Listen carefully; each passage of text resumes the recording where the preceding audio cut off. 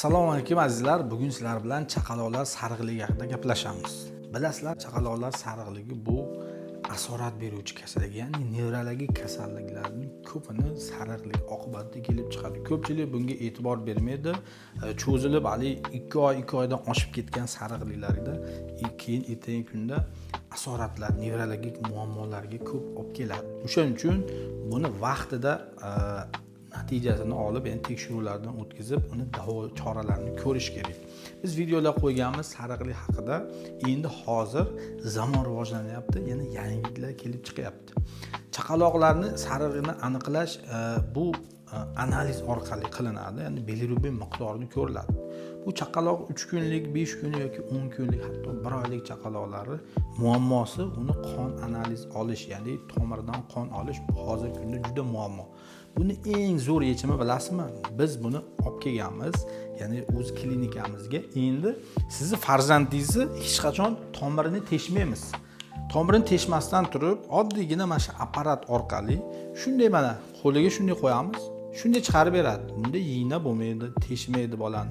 Bitta qo'yganda 1 sekund ichida bilirubin miqdori, ya'ni sariqlik miqdorini sizga aniqlab beradi. Buni texnikasi sariqlik aniqlash uchun 3 ta porsiya olinadi. Ya'ni birinchisi peshanaga qo'yiladi. Ikkinchisi yuz yonoq sohasiga, uchinchisi mana ko'krak, tush suyagining oxirgi qismiga bitta qo'yiladi. Bu yerda uchovi ham chiqadi. Uchovi chiqqandan keyin uchovini o'rtacha qismini olinadi.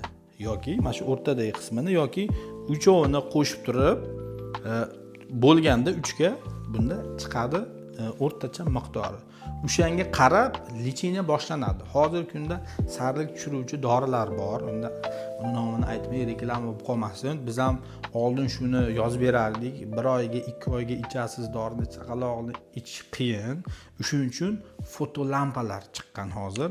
Ya'ni sariqlikni yo'qotadigan fotolampalar. Buni biz olib keldik. Birinchisi sizga ko'rsatadigan bo'lsak, bu mana kichkina lampamiz. Bu lampa shundan iboratki, buni ixchamroq, buni shifoxona sharoitida ham yoki uyga berib olishimiz ham mumkin. Mana ko'rib turibsiz, oddiygina bitta yoqiladi. Yoqqandan keyin chaqaloq ichiga qo'yiladi. Buni maxsus achkisi bor, ya'ni chaqaloqning ko'ziga qilib turib, buni ichiga yotkizib qo'yiladi. Buni albatta vrach tavsiyasi bilan qilinadi, chunki sariqlik bilirubinning miqdoriga qarab necha soat kun davomida necha mahal qo'yishini biz o'lchab turib aytamiz. Uni qilishingiz mumkin. Bu apparatimizning eng qulay tomoni, buni yorug'likni bemalol o'zingiz mana ko'rib turishingiz, bemalol o'zingiz boshqarishingiz mumkin. Pastroq, balandroq qilib, xuddi shunaqa qilib ishlatamiz. Eng qulay tomoni, misol uchun sariqligi pastroq, misol uchun 150, 180 bo'lishi mumkin. Shuna holatda buni o'rgatib, sizni uyingizgacha berib olishimiz mumkin. Ya'ni uyingizga olib ketib, ishlatib, sariqligi tushgandan keyin olib kelib berishingiz mumkin. Bu qulay tomoni shundan iborat. Undan keyingisi esa bu katta fotolampamiz bo'ladi. Bu statsionar, ya'ni shifoxona sharoitida ishlatiladi. Ya'ni kasal keladi, misol uchun 250, hattoki 300 dan baland bo'lgan, sariqligi baland bo'lgan bolalar keladi. Shu yerda 3 kunmi, 5 kunmi yotgan holatda buni ham o'zimiz albatta nimasini o'zimiz qo'yib boramiz. Misol uchun buni ham yoqiladi. Bu kattaroq bo'ladi. Misol uchun buni soatini o'zimiz belgilaymiz. Shu yerda o'z mutaxassislarimiz bor. O'rgatib chiqqanmiz. Buni sariqlik miqdoriga har doim fotolampalar chaqaloqni sariqlik miqdoriga qarab qo'yiladi. Misol uchun bu apparatni hattoki 24 soat davomida qo'yish ham mumkin. Albatta sariqligi baland bo'lgan bolalarda. Pastroq bo'lganda esa kun mobaynida misol uchun 4 soat qo'yishimiz mumkin, 8 soat qo'yishimiz mumkin, 12 soat qo'yishimiz mumkin. Shuna qilib sariqlikning darajasiga qarab buni albatta qo'yib boramiz sizlarga. Eng afzalligi shuki, bunda bemalol yonida ona yotishi mumkin. O'ylashingiz mumkin, onasiga ziyoni yo'qmi, zarar yo'qmi? Hech qachon onaga bu ziyon bo'lmaydi. Hatto navorot bu foyda. Ya'ni bu ultrabinafsha nur hisoblanadi. Bemalol yonida onasi qarab turib, hattoki onasi emizishi mumkin, ovqatlantirishi mumkin. Shu yerda yotadi. Uni endi qolgan mayda-chuyda narsalarni o'zimiz tushuntiramiz. U pampersda bo'lish kerak, ko'zi bekilgan holatda buni maxsus ochkilari, boshqa hamma yog'i bor. Bu apparatimiz faqatgina statsionar yotoq sharoitida qo'llaymiz. Eng sizga qiziq narsa, men yana nima deydi, hali faxrlanib aytadigan narsam bu mana shu apparat.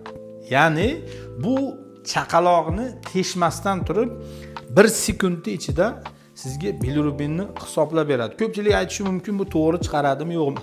Hattoki buni biz ishlatib, qon analiz ham olib, ikkovini solishtirib ko'rganda bir xil chiqdi. Ya'ni 1, 2, 3 farq qilishi mumkin. Bu katta farq emas.